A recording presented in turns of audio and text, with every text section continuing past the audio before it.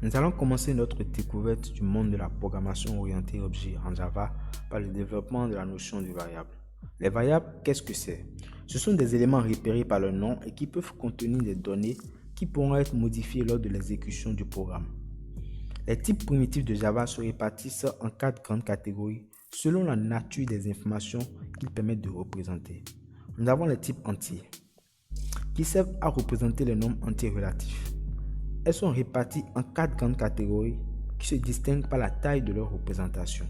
Tout d'abord bytes, dont la valeur minimale est de -128 et la valeur maximale 127.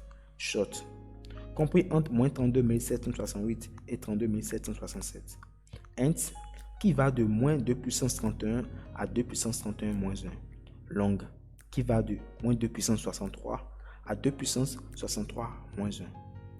Nous avons les types flottants, qui permettent de représenter de manière approchée une partie des nombres réels. Elles sont réparties en 2 grandes catégories qui se distinguent par la précision et l'étendue des valeurs. Float, compris entre 1,40 puissance -45 et 3,40 puissance 38. Double, compris entre 4,94 exposant -324 et 1,79 exposant 308. Nous avons le type caractère, représenté en utilisant le code universel Unicode et qui se déclare en utilisant le mot-clé char.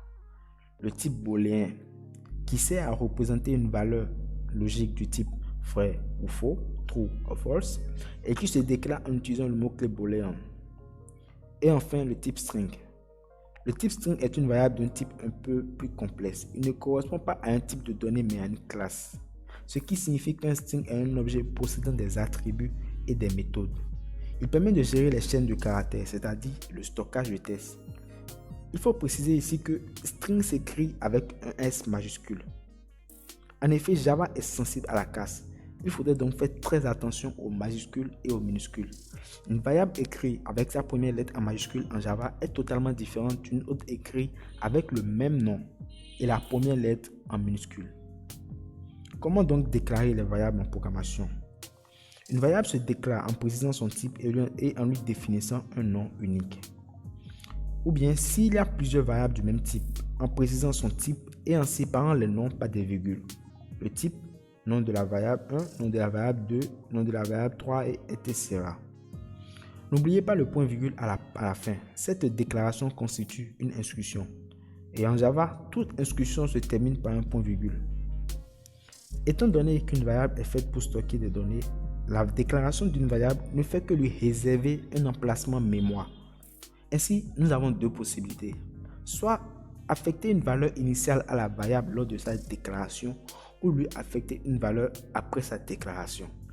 Dans le premier cas, c'est-à-dire l'affectation d'une valeur lors de sa déclaration, on parle d'initialisation.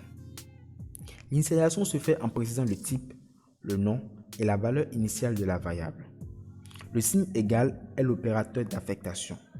Ainsi, une affectation est faite en mettant le nom de la variable, l'opérateur égal et la valeur qu'on veut y stocker. Pour finir, parlons de la portée des variables. Lorsqu'une variable est déclarée directement dans une classe, elle est accessible de partout dans le code. On parle de variable globale. Mais lorsqu'elle est déclarée à l'intérieur d'un bloc d'instructions, en des accolades dans la classe, sa portée se confine à l'intérieur du bloc de code dans lequel elle est déclarée. Dans la prochaine vidéo, nous allons créer une classe Java pour pouvoir essayer de mieux comprendre ces notions.